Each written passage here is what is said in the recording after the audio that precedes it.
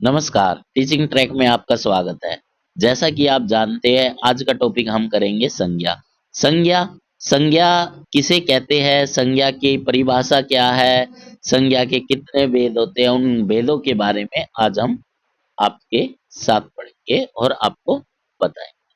CTET, STET, REET, UPTET, कहीं भी जो संज्ञा के बारे में पूछी जाती है, उन बातों में से भी हम जुड़ी हुई बातें करेंगे और आप हमसे जुड़ जाइए और अंत तक आप हमसे जुड़े रहिए।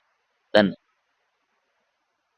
संज्ञा की परिभाषा: किसी व्यक्ति, वस्तु, स्थान, भाव या अवस्था के नाम को संज्ञा कहते हैं।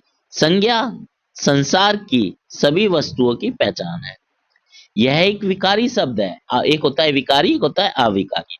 तो आप कैसे पहचान करेंगे? विकारी शब्द किसे कहते हैं? लिंग, वचन, कारक के अनुसार जो बदल जाता है। लिंग, वचन और कारक के अनुसार जो बदल जाता है उसे कहते हैं विकारी शब्द। ठीक है। संज्ञा क्या है? एक विकारी शब्द है। राम, दिल्ली, हिमालय, खुशी, सोना, सेना, पुरुष, पुस्तक, ईमानदारी, ये सब क्या है? संज्ञा।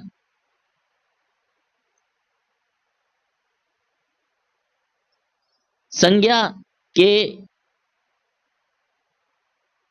संज्ञा के मुख्य भेद क्या क्या है, हम आज आपके सामने साथ में पढ़ेंगे। जैसा कि आप देख पा रहे हैं, व्यक्तिवाचक। व्यक्तिवाचक मतलब विशेष नाम से जो जिसका बोध। जातिवाचक, पूरी श्रेणी के बारे में बताया जाए, पूरी जाति के बारे में बताया जाए। भाववाचक, अनुभव और गुण के बारे में बताया जाए। समूहवाचक, समुदाय के बारे में बताया जाए। द्रव्यवाचक, पदार्थ के बारे में बताया जाए। तो व्यक्तिवाचक क्या होता है, हम व्यक्तिवाचक के बारे में जानेंगे। जो शब्द किसी विशेष व्यक्ति, वस्तु या स्थान का बोध कराते हैं उसे विशेष स्थान, जैसे दिल्ली, ताजमहल, भारत, ये एक विशेष ही तो है। दिल्ली क्या है? दिल्ली ये थोड़ी यहाँ भी दिल्ली, वहां भी दिल्ली, हरियाणा में भी दिल्ली, ऐसा कुछ सुना है कभी आपने? नहीं ना। दिल्ली एक विशेष है, एक विशेष नाम है। ताजमहल, ताजमहल हर जगह तो है नहीं, एक ये विशेष है। ठीक है। एक विशेष स्थान को ही तो बताया जा रहा है ना, है। वस्तु स्थान का बोध कराते हैं, उसे हम ताजमहल भी कहते हैं। भारत, भारत पूरे विश्व में एक ही तो है। इसी प्रकार से विशेष व्यक्ति, महात्मा गांधी जी थे।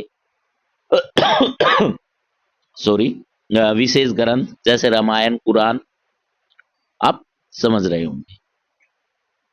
जातिवाचक,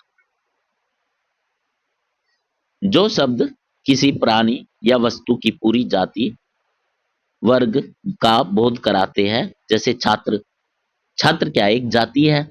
मैंने नाम नहीं लिया है, मैंने छात्र बोला है, मैंने अध्यापक बोला है, मैंने रमेश सुरेश नहीं बोला है, विद्यालय बोला है।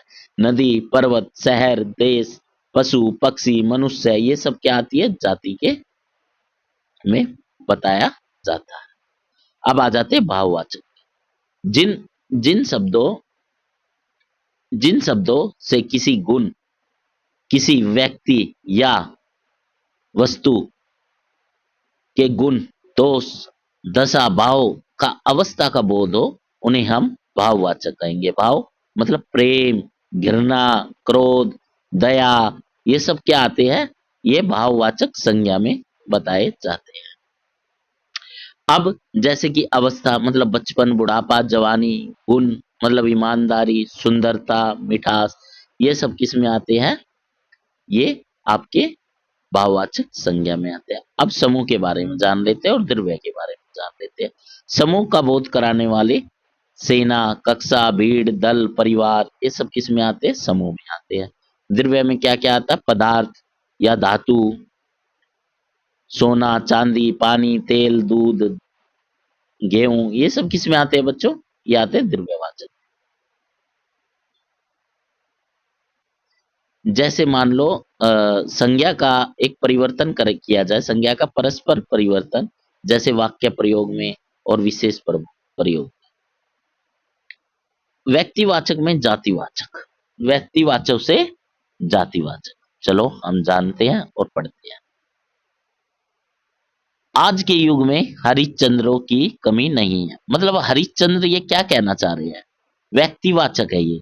हरिश्चंद्र, अगर आपसे पूछ लिया जाए इसमें हरिश्चंद्र किसको बोला गया, मतलब हरिश्चंद्र तो कोई एक था ना, उसके नाम को संबोधित करते हुए बोला गया।